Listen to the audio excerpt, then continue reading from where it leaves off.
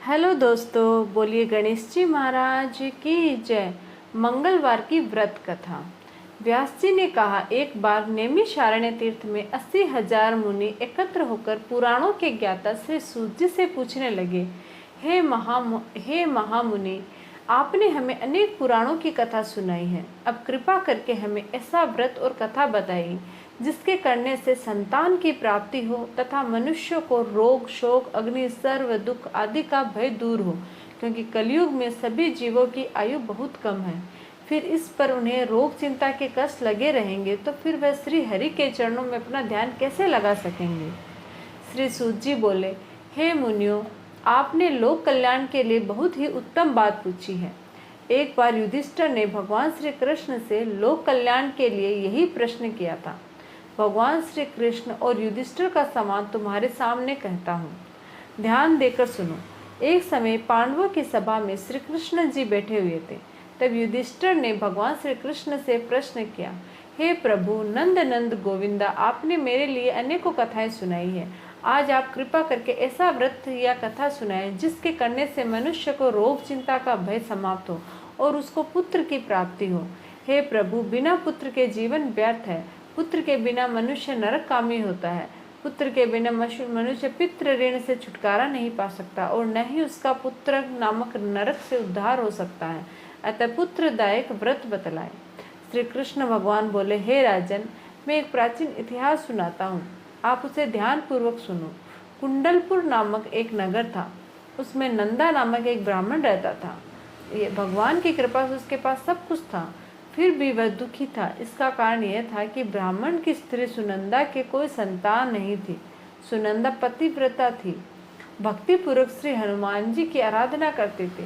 मंगलवार के दिन व्रत करके अंत में भोजन बनाकर हनुमान जी का भोग लगाने के बाद स्वयं भोजन करते थे। एक बार मंगलवार के दिन ब्राह्मणी गृह कार्य की अधिकता के कारण हनुमान जी को भोग न लगा सकी, तो इस पर उसे बहुत दुख हुआ। उसने कुछ भी नहीं खाया और अपने मन में प्रण किया कि अब तो अगले मंगलवार को ही हनुमान जी का भोग लगाकर अन्न जल ग्रहण करूंगी। ब्राह्मणी सुनंदा प्रतिदिन भोजन बनाती, श्रद्धा पूर्वक पति को खिलाती, परंतु स्वयं भोजन नहीं करती और मन ही मन श्री हनुमान जी की आराधना करती थी। इसी प्रकार 6 दिन गुजर गए और ब्राह्मणी सुनंदा अपने निश्चय के अनुसार भूखी प्यासी निराहार रही। अगले मंगलवार को ब्राह्मणी सुनंदा प्रातः काल ही बेहोश होकर गिर पड़ी। ब्राह्मणी सुनंदा की इस असीम भक्ति के प्रभाव से श्री हनुमान जी बहुत प्रसन्न हुए और प्रकट होकर बोले, सुनंदा, मैं तेरी भक्ति से बहुत प्रसन्न हूँ, तू उठ और वर मांग। सुनंदा अपने आराध्य देव श्री हनुमान जी को देखकर आनंद की अधिकता से विवल हो श्री हनुमान जी के चरणों में गिरकर बोली, हे प्रभु, मेरी कोई संतान नहीं है, कृपा करके मुझे संतान प्राप्ति का आशीर्वाद दे, आपकी अति कृपा होगी। श्री महावीर जी बोले, तेरी इच्छा पूर्ण होगी, तेरे एक कन्या पैदा होगी और उसके अष्टांग प्रतिदिन सोना दिया करेंगे। इस प्रकार कहकर श्री महावीर श्री अंतर्ध्यान हो गए। ब्राह्मणी सुनंदा बहुत हर्षित हुई और सभी समाचार अपने पति से कहा। ब्राह्मण देव कन्या का वरदान सुनकर कुछ दुखी हुए, परंतु सोना मिलने की बात सुनी तो बहुत प्रसन्न हुए। विचार किया कि ऐसे कन्या के साथ मेरी निर्धनता भी समाप्त हो जाएगी।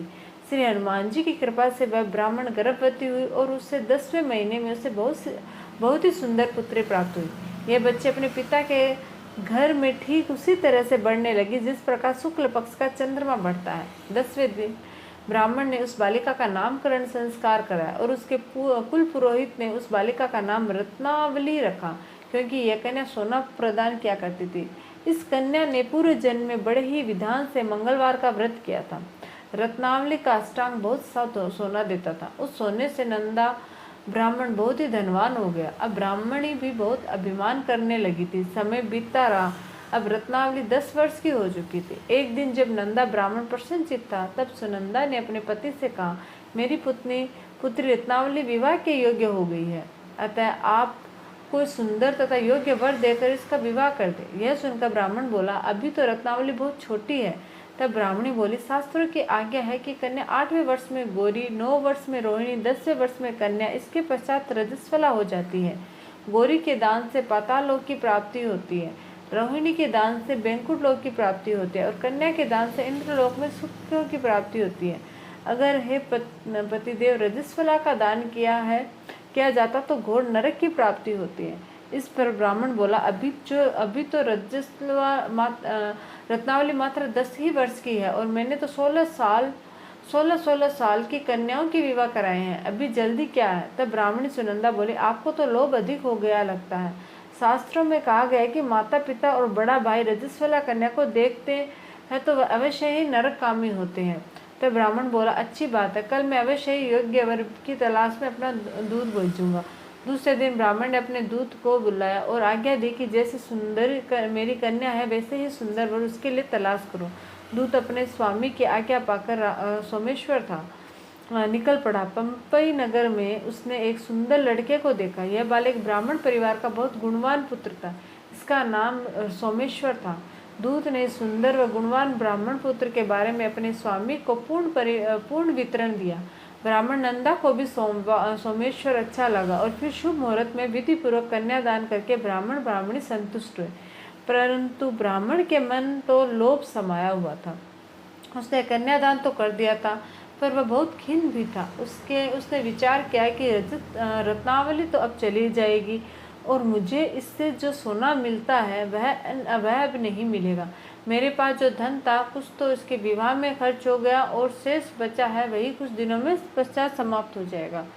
मैंने तो इसका विवाह करके बहुत बड़ी भूल कर दी। अब कोई ऐसा उपाय हो कि रत्नावली मेरे ही घर में बनी रहे, अपने ससुराल ना जावे। लोभ रूपी राक्षस ब्राह्मण के मस्तिष्क पर छाता जा रहा था। रात भर अपनी शैया पर बेचैनी से करवटें बदलते बदलते उसने एक बहुत ही क्रूर निर्णय लिया। उसने विचार किया कि जब रत्नावली को लेकर उसका पति सोमेश्वर अपने घर के लिए जाएगा तो वह मार्ग में छिपकर सोमेश्वर का वध कर देगा और अपनी लड़की को अपने घर में ले आवेगा, जिससे नियमित रूप से उसे सोना भी मिलता रहेगा और समाज का कोई मनुष्य उसे दोष भी नहीं दे सकेगा।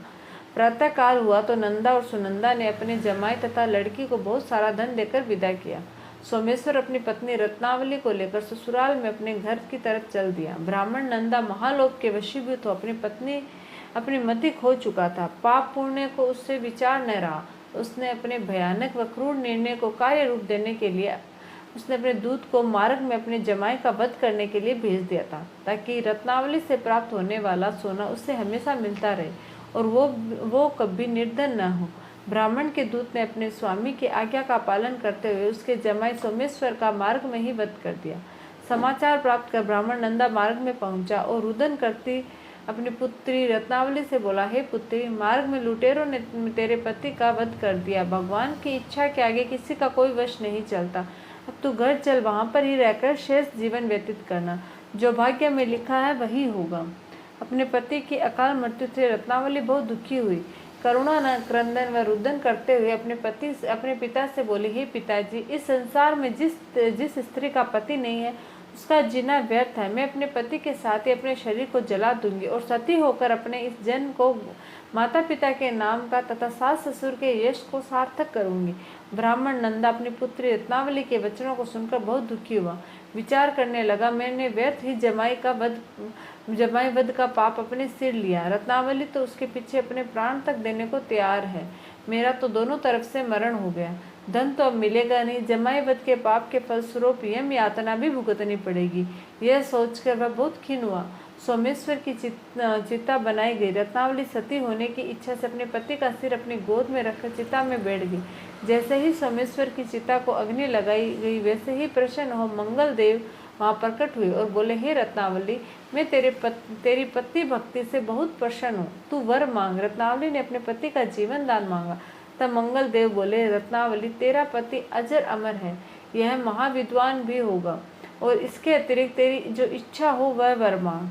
तब रत्नावली बोली, हे ग्रहों के स्वामी, यदि आप मुझ पर प्रसन्न हो तो मुझे यह वरदान दीजिए कि जो भी मनुष्य मंगलवार के दिन प्रातःकाल लाल पुष्प लाल चंदन से पूजा करके आपका स्मरण करे, उसके रोग व्याधि न हो, स्वजनों का कभी वियोग न हो, सर्प अग्नि तथा शत्रुओं का भय न हो। जो स्त्री मंगलवार का व्रत करे वह कभी विधवा ना हो।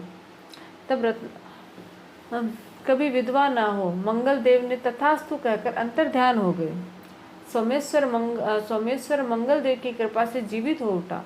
रत्नावली अपने पति को पुनः प्राप्त कर बहुत प्रसन्न हुई और मंगल देव का व्रत प्रत्येक मंगलवार को करके व्रतराज और मंगल देव की कृपा से इस लोक में सुख ऐश्वर्य को भोगते हुए अंत में अपने पति के साथ स्वर्ग लोक को गई। तो ये है मंगलवार की श्री हनुमान जी की व्रत कथा। अगर आप लोगों को ये वीडियो अच्छा लगे तो प्लीज़ लाइक शेयर और सब्सक्राइब जरूर कीजिएगा चैनल को। धन्यवाद।